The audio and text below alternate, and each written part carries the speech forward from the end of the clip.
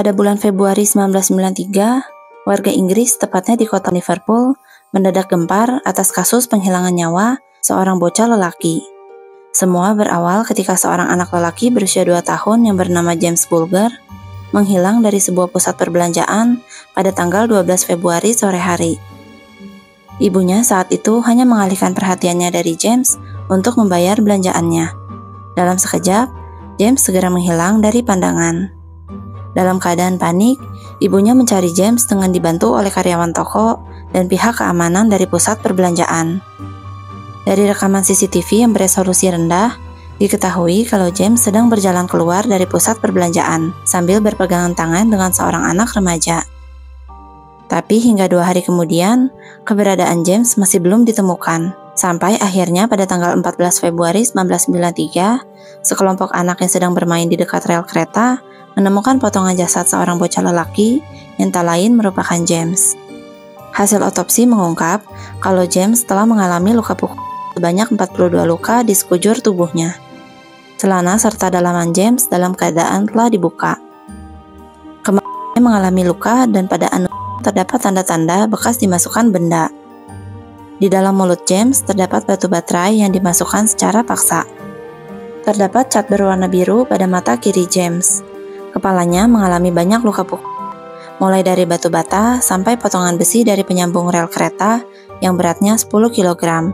Alhasil, tengkorak James mengalami retak di 10 titik. Terakhir, tubuh tak bernyawa James sengaja diletakkan di tengah rel kereta agar terlindas oleh kereta yang lewat, hingga jasadnya terpotong menjadi 2. Semua kekejaman itu terjadi di hari yang sama saat James dinyatakan hilang. Pencarian atas pelaku segera dilakukan dengan menyiarkan foto dari rekaman CCTV di pusat perbelanjaan. Hasilnya, seorang wanita menelpon ke polisi dan mengenali salah satu anak yang terekam CCTV. Anak itu rupanya baru berusia 11 tahun dan bernama John Venables. Dari situlah semuanya mulai terungkap. Rupanya pada hari itu, John dan temannya yang bernama Robert Thompson sedang bolos sekolah dan bermain di pusat perbelanjaan. Keduanya sudah berencana untuk menculik seorang anak.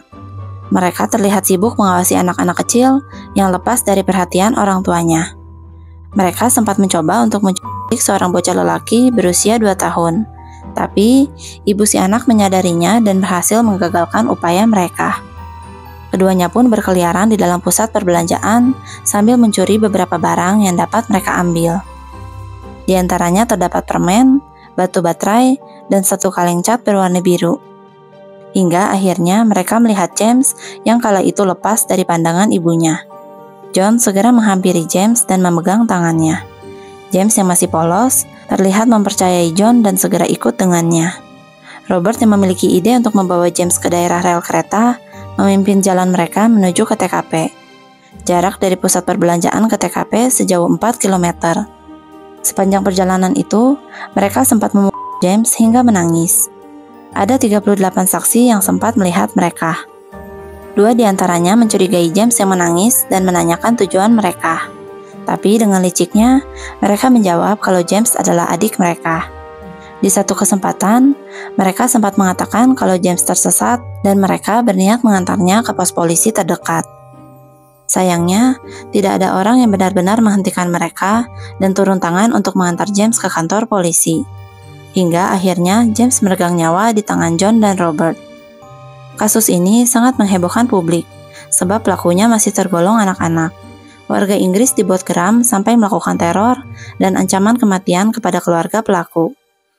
Orang tua kedua pelaku sampai harus pindah keluar kota demi menghindari tindakan anarkis. Banyak pro dan kontra dalam proses persidangan mereka. Sebagian besar menuntut agar keduanya dihukum seberat-beratnya. Tapi karena keduanya masih di bawah umur, maka mereka tidak dapat dimasukkan ke penjara. Keduanya pun diketahui mengalami PTSD akibat dari tindakan sadis yang mereka lakukan, sehingga mereka seringkali tidak dapat tidur dan selalu bermimpi buruk mengenai kejadian di hari itu. Tidak jelas apa yang mendasari tindakan sadis keduanya. Saat ditanyakan, baik John dan Robert tidak mampu menjawab secara pasti apa yang mendasari tindakan mereka. Tapi banyak yang mengatakan kalau mereka sepertinya memiliki kelainan jiwa psikopat. Bahkan ada satu tenaga ahli yang mengatakan kalau Robert yang merupakan otak dari penyiksaan itu adalah anak yang sangat mengerikan. Robert tidak menunjukkan penyesalan selama menjalani sidang. Berbanding terbalik dengan John yang selalu melepas semua pakaiannya setelah menjalani sidang. Sebab John berkata kalau dia dapat mencium bau tubuh James yang seperti bayi di baju yang dia pakai. Hakim memutuskan untuk menjatuhi hukuman penjara selama 8 tahun kepada keduanya. Mereka dipenjara di rumah tahanan yang terpisah dan dirahasiakan dari publik. Setelah 8 tahun, keduanya pun dievaluasi, dan hasilnya mereka memenuhi syarat untuk dikembalikan ke masyarakat. Dengan identitas yang baru dan dilarang untuk saling berkomunikasi, keduanya menjalani hidup mandiri di kota yang terpisah. Bahkan, mereka dilarang untuk kembali ke kota asal dan tidak boleh menghubungi keluarga korban. Tapi sayangnya, setelah diberikan kesempatan untuk melanjutkan hidup, John tidak mengalami perubahan. Dia beberapa kali keluar masuk penjara karena minuman keras, obat-obatan, dan kedapatan mengkoleksi foto-foto kekerasan terhadap anak. Di tahun 2017, John kembali mendekam di penjara sampai sekarang, sedangkan keberadaan Robert tidak diketahui oleh publik. Subscribe akun YouTube aku untuk dengerin cerita lainnya, biar aku yang bacain dan kamu yang dengerin.